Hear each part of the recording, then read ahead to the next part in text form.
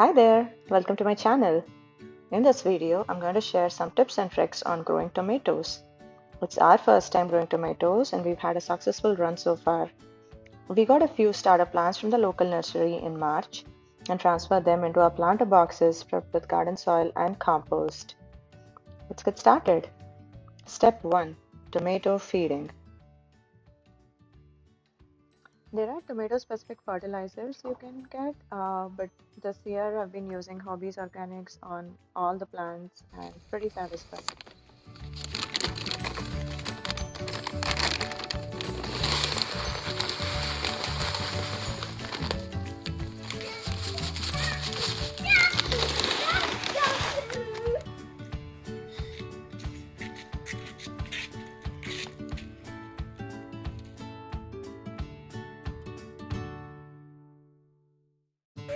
We have an arrangement here, drip irrigation. It can be as high-tech or as low-tech. High-tech meaning, it checks the temperature and then controls the amount of water, or low-tech where it just comes like once every day, like the old faithful geyser. So yeah, plants are all getting watered and happy.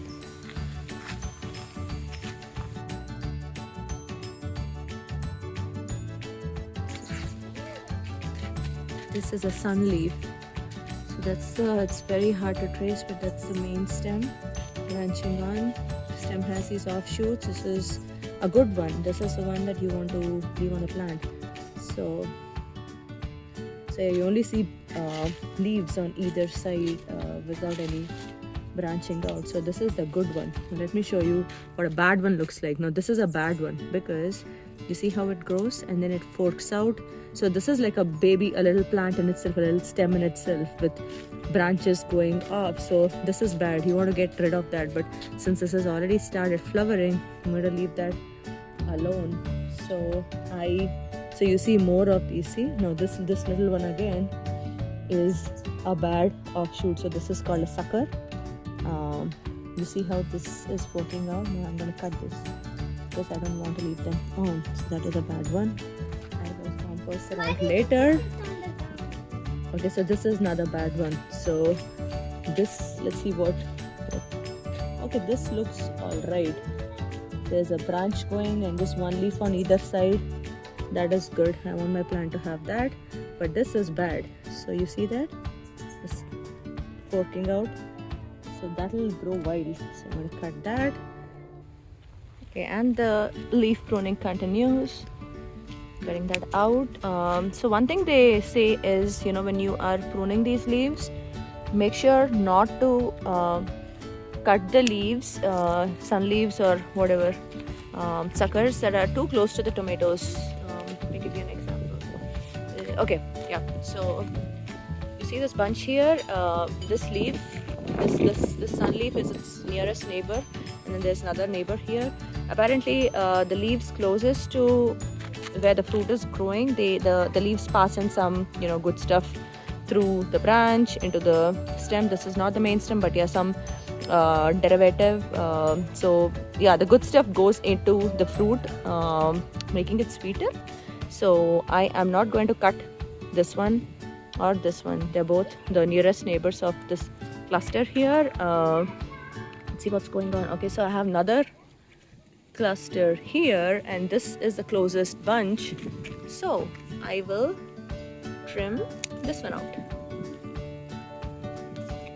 Okay, not much fruiting going on here, so I have more liberty to pick the ones that I want to prune.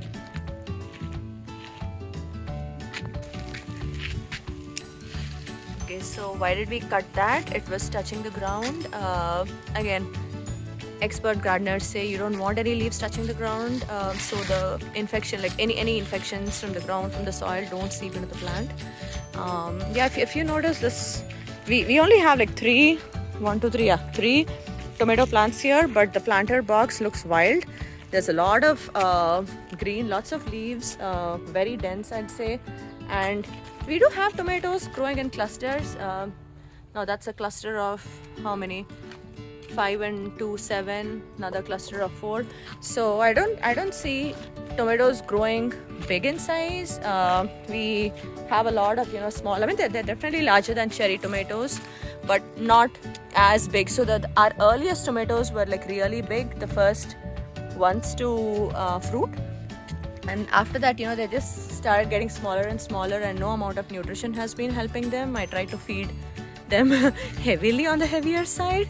So yeah, watching YouTube videos on how to grow tomatoes, I learned that you don't want too many leaves on the plant because that diverts the energy and like whatever nourishment, nutrition you give into growing leaves when that's not really the goal. So if you prune the leaves, not just the suckers but also like extra leaves, you'd get a better yield, maybe fewer fruits but definitely larger fruits. Again, this is for the indeterminate variety. If you're a beginner tomato gardener, I'd suggest reading upon that. There are two varieties, as you'd guess, determinate and indeterminate. Determinate come with a plan, okay, that hey, I'm going to produce whatever n number of tomatoes this season, and that's the cap, that's the max they hit. So if you prune aggressively, then you could be losing out on the produce. Again, I am by no means a pro at this, not even like a beginner. I'm still like a very beginner. I'm trying to share what I learned this year. But for the indeterminate variety, they produce throughout the growing season, which is summer. We live in zone 9B, California. So with the indeterminate plants, tomato plants, it's okay. You can be a little aggressive in pruning. Again, you definitely don't want too many leaves too close to the ground. So now I am going to cut everything maybe 0 to 8 inches off the ground, and any other leaves that are maybe covering up the tomatoes, so the tomatoes don't get enough sunlight. Again, you don't want to expose the tomatoes too much because that could cause a sunburn or sun scald as they call it. You want just enough leaves to cover the tomatoes but not too many. I'll try to do some chopping here. I am not going to save the leaves now for like rooting or anything. I'll just toss them away in the compost. Last but not the least, pest control. So if you go back 3 months, this is how the plants have started. This is a picture taken a week after transferring them into the ground. The plant was pretty small, about 6 inches in height, and it was bitten, by bugs, as you can see on the leaves. Very sad to see that happen to your plant after you have, just transferred it. Anyway, I got neem oil from the same store and sprayed it like liberally across the plant. Like all the leaves were soaked in neem oil. Neem oil is a very it's not bad. It's a very like organic pesticide. Doesn't leave any harmful chemical residue. So I was told that it's good to spray neem oil on all your vegetable plants, whether or not they get like too eaten away by bugs. I use it sparingly with the tomatoes. That has really helped, as you can see. So this was how they started, and today they are in bloom producing tomatoes. So thank you, neem oil. Thank you for watching. We hope this was helpful to you.